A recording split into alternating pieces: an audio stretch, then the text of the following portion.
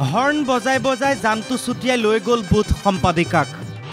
পুত্ৰক স্কুলত থৈ আহি ৰিলত যেতিয়া পত্নীয়ে মুখৰ 11টা ভাজ দিবলৈ ল'লে তেতিয়াই ভাবক কিবা এটা ঘটিব।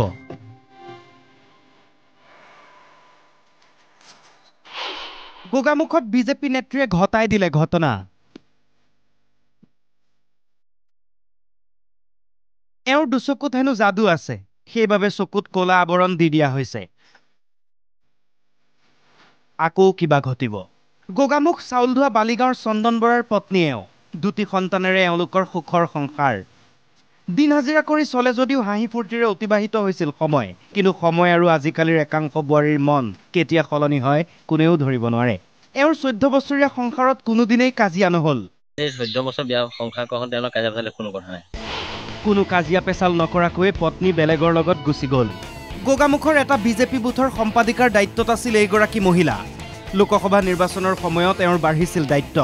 লখিমপুৰ সমষ্টিত অনুষ্ঠিত বিজেপিৰ বিভিন্ন প্ৰচাৰ সভালৈ মানুহ অনা নিয়া কৰাৰ দায়িত্ব দিয়া হৈছিল এওঁক। সেই কাম ভালকৈ কৰিবৰ বাবে হাজিৰা কৰা টকাৰে স্বামীয়ে ক্ৰয় কৰি দিছিল মোবাইল। সভালৈ অহা যোৱা কৰাৰ বাবে এওঁ ঠিক কৰিছিল এইখন ট্ৰেভেলাৰ। 2-3খন সভালৈ মানুহ অনা নিয়া কৰাৰ পাছত চালকৰ পৰা নম্বৰ লৈছিল এওঁ। কোনখিনি পালেহি কেতিয়া ওলাব ধৰণৰ কথা বতৰা। ফোনতে এওঁ কয় আহি পালে ক'ব, হৰ্ণটো বজাই দিব। ট্ৰেভেলাৰ চালকৰ নাম আছিল জানটো চুতীয়া। প্ৰায় মহিলাগৰাকীয়ে কথা পাতে ট্ৰেভেলাৰ চালকজনৰ লগত। স্বামীয়ে সুধিলে কয় জানটোৰ লগত কথা পাতি আছো। কথা পাতি পাতি জানটো গৈ জানটো হৈ পৰিল। ট্ৰেভেলাৰ চালকজনৰ প্ৰেমত পৰিল মহিলা। এদিন কামৰ পৰা নিশা প্ৰায় 1:30 বজাত ঘৰলৈ আহিছিল চন্দন বৰা। ঘৰলৈ অহাৰ পিছত তেওঁ ভাত পানী খাই তেওঁ শুলে ময়ো শুলোঁ। তেওঁ ডাঙৰ ল'ৰাটোৱে তেওঁ শুলে, সৰু ল'ৰাটোৱে মই শুলোঁ। তাতেই ভুল কৰিলে চন্দনে। বিচনাতে ফুচফুচাই পত্নীয়ে কথা পাতি থকা শুনিলে এওঁ। উঠি গৈ ধৰি ল'লে কাৰ লগত কথা পাতি আছা। তেওঁৰ সেই একেই কথা, জানটোৱে ফোন কৰিছে। ক্ষুব্ধ হৈ উঠিল স্বামী। জানটোৰ এতিয়া কিয় ফোন? সিফালৰ পৰা জানটোৱে ফোনতে কৈ উঠিল, ঐ একো নকবি, তাই মোৰ, 3 দিনত লৈ আহিম, বিয়া পাতিম তাইক।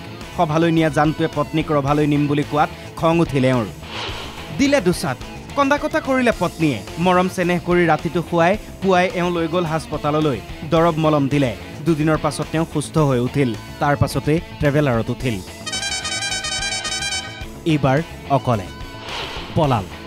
এতিয়া হাহাকাৰ এইজন স্বামীৰ। মা নিৰুৰ চালকে মই নেৰো বুলি কথা দিছিল এওঁক। সেই কামেই কৰি দেখুৱালে। এতিয়া এওঁ দেখুৱাইছে মহানুভৱতা। পত্নী ঘূৰি আহিলে হেনো গ্ৰহণ কৰিব এওঁ। যি কৰিলে কৰিলে যি কৰিলে কৰিলে মই একো যোৱা প্ৰতি কোনো নাই।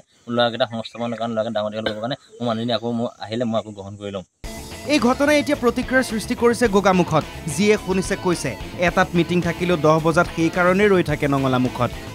গোগামুখৰ পৰা লোচন দাস, NKTV+।